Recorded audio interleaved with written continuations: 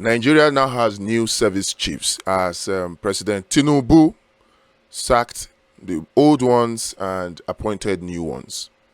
For the first time in a very long time, it will appear as though there is a religious and geopolitical balance in the appointment of the service chiefs. And this is commendable, it must be said, considering the fact that the Southeast was not served a thin slice of soaked bread, like was said during the campaign period, although I would say that there seemed to be a small tilt toward Yorubanization. So, can we say it's Yorubanization in progress? That remains to be seen. But for now, at least we can all agree on this, that there seems to be a balance, a geopolitical and religious balance in the appointment of these new chiefs. Because you have Nuhu Ribadu, who is from the northeast, as the National Security Advisor, Nuhu Ribadu, northeast. You have Major General Christopher Musa, the Chief of Defense Staff, who is from southern Kaduna, a Christian.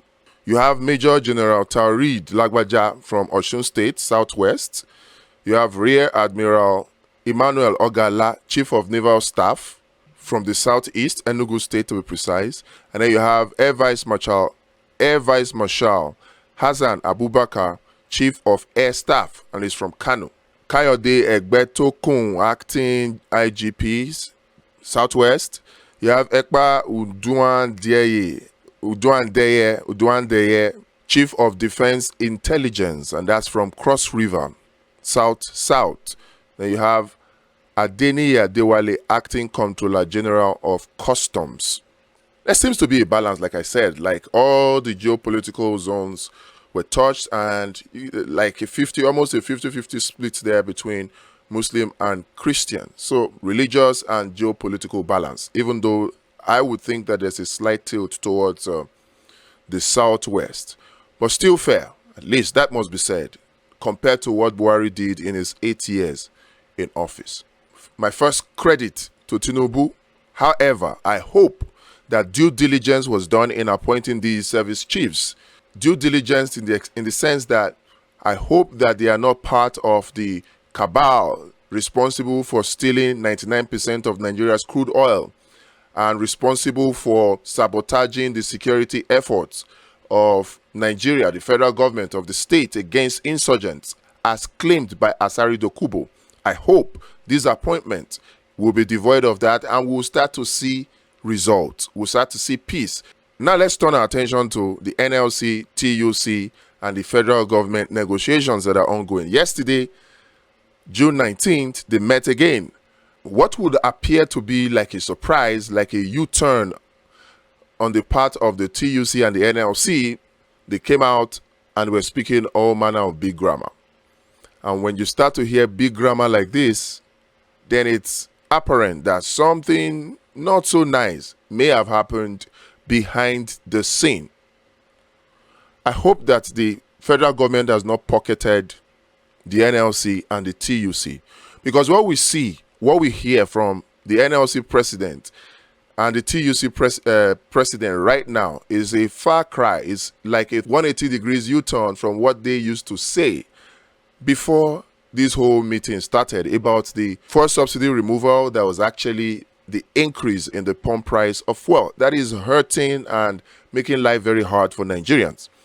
We used to hear things like the federal government must explain who received the fuel subsidy. We used to hear things like the federal government must revert to the old price before negotiations can start.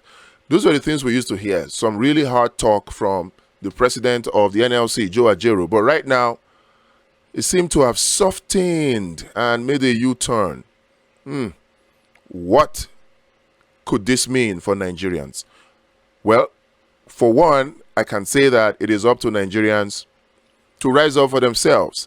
And it doesn't necessarily need to be in protest, because at the end of the day, when we do protest, it will appear that it is actually the people, particularly those who depend on daily sustenance, daily jobs for their sources of livelihood. Those will be affected, because if you go on protest, you go on strike for a week, for 2 weeks, those are the ones that will become affected. Those market sellers, those artisans, the bricklayers, the carpenters who get their daily bread from going out on a daily basis.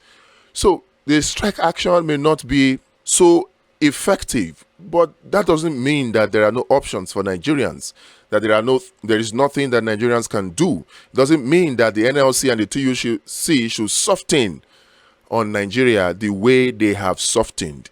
And I must say here that they have really, really, really softened. From the looks of things and from the things that they are saying, they should maintain their ground. They should stand their ground and demand an explanation. What happened to the DSDP? What happened to the subsidy payments that the federal government of Buhari said they made and the group CEO of NNPC said they did not receive? What happened to it? Can we recover those monies? They say that the oil thieves are majorly the Nigerian army. How do we get these monies back? How do we fish these people out? Can we expose them? These are not being said. You're talking about palliatives. What palliatives will make for what is going on when it is clearly serving Nigeria up on a platter of gold to the Western powers through their private organizations in the name of foreign direct investment? If they really wanted to help Nigeria, they will help Nigeria on the path of speedy industrialization, starting with the activation of Ajaokuta Steel and Alaja Steel companies. By the time these are activated, it will make Nigeria to have self-sustainability, self-reliance, which means that every of the metals that we need to manufacture trucks for agriculture, we will be able to produce.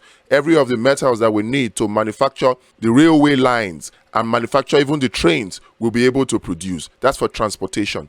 Every of the metals that we need for transmission lines and transformers for distribution of electricity, we'll be able to produce locally. That's for electricity. Every of the metals that we need for the manufacturing and setting up of refineries, we'll be able to produce locally. That's for refining, and that will improve the materials that we need, like bitumen for the construction of roads locally.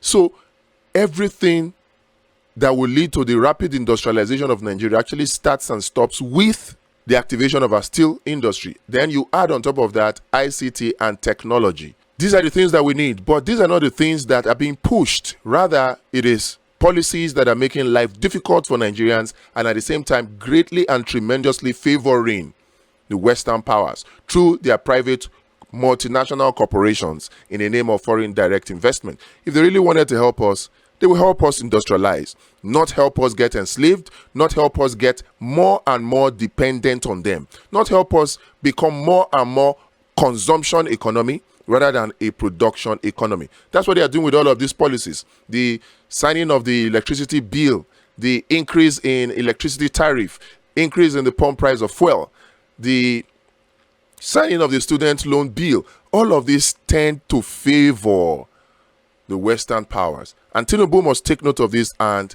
correct it, in my opinion. And then, still on behind the news, we have Dangote and Bill Gates visiting Tinubu. And then, of course, Tinubu promising to tackle and improve health and safety in Nigeria in his administration. Well, I don't know if he's sure how long his administration will last because the case is still in court against him concerning his declaration as president of the Federal Republic of Nigeria. But what I must say here is this. What remains to be seen is if he's promising to improve health sector in Nigeria, health and safety, is he saying that he will improve it to such an extent that he will no longer need to travel out to seek medical care? He will be able to now patronize our local Nigerian public health system for medical care. Is that how he is going to improve health in Nigeria? We need to know, because when you see Bill Gates, who is actually a representative of the World Economic Forum, who is actually a proponent of world government, that is behind this secret move by a group of persons in America to dissolve the sovereignty of countries using private corporations that will buy out major sectors of the economies of countries, then you should be careful when you see him visit. This is the same Bill Gates that said during the COVID-19 that there was going to be corpses on the streets of Africa. I don't think that he wishes us well, because Bill Gates is one of the private corporations that is being used to greatly make Africa, Nigeria, dependent on private corporations in the United States and indeed in the West. Because if you know the amount of money the federal government pays to Microsoft as licenses for its applications every year, you will wonder why Nigeria has not developed its own homegrown solution, at least for federal government institutions. You would wonder. You would ask, where is the patriotism? Where is the drive to really industrialize Nigeria and make Nigeria self-reliant, which is what will grow our GDP, which is what will make life better and remove suffering, reduce unemployment, and create jobs. This is what will do it. But so far, the government of Tinubu has not looked in that direction. Everything is done is been serving Nigeria up on a platter of gold to these Western powers. That's what it will seem. All the three major things that the Western powers have been pushing for: devaluation of the Naira, removal of fuel subsidies, privatization. All these have been served to them on a platter of gold. And it is worrying when you now see them visit Tinubu like this. Yes, it is worrying because we hear that IIBDG owns 70% of Dangote refineries, Dangote Oil Refinery Corporation. And IIBDG is one of these international banks that is bogus, that nobody knows or hear of, but they are the ones brokering this. They are the ones brokering these loans to countries through private organizations with the aim of dissolving the sovereignties of such countries. They are the ones. So again, still on this behind the news, you hear that Tinubu is to jet off to Paris for Financial Summit 2021. This is scary again, because when you hear of these things, these people never think in the interest of Africa. They never think in the interest of Nigeria. This time around is not going to be any different. So what Tinubu should be doing is listening to what we are suggesting to him. It's in his best interest to succeed. It's in his best interest. Let him put Nigeria first. Let him put Nigeria first. Still on Behind the News on Refresh Nigeria, we're looking at the restructuring agenda of Tinubu.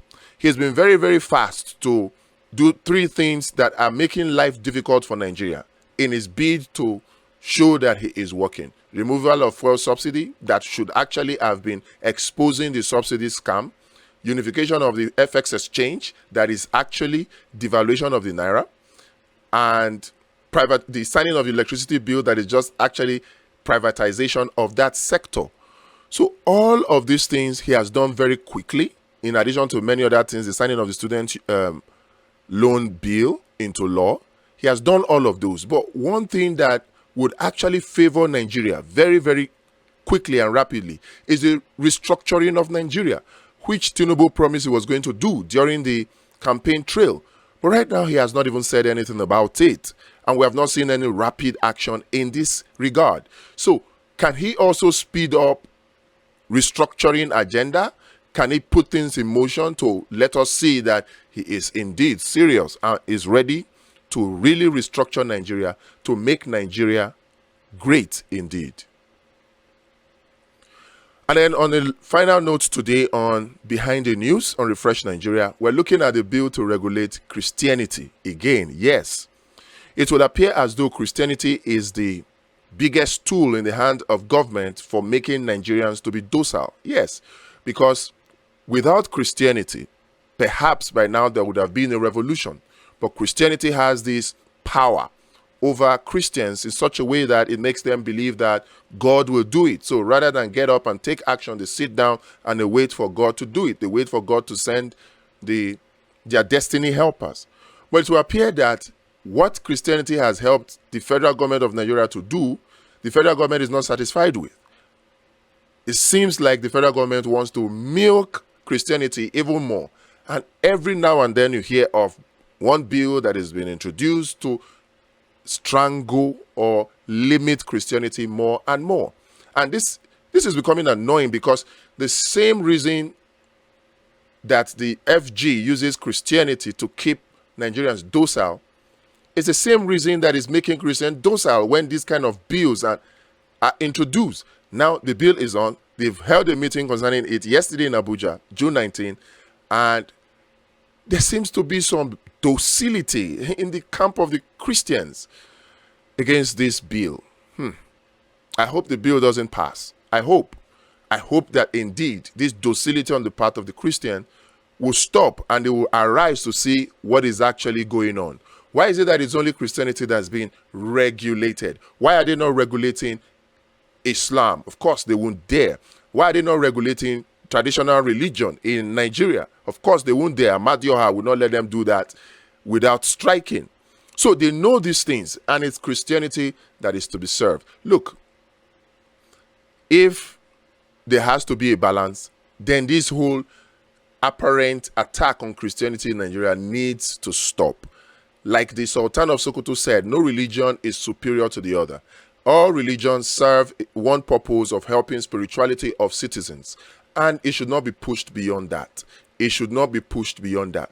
It is time for both sides of this bill to realize that there is no need for it. It is only going to increase tensions amongst the religious communities in Nigeria and should be dropped. It should be dropped. Thank you. That's it for today. For now on Behind the News on Refresh Nigeria.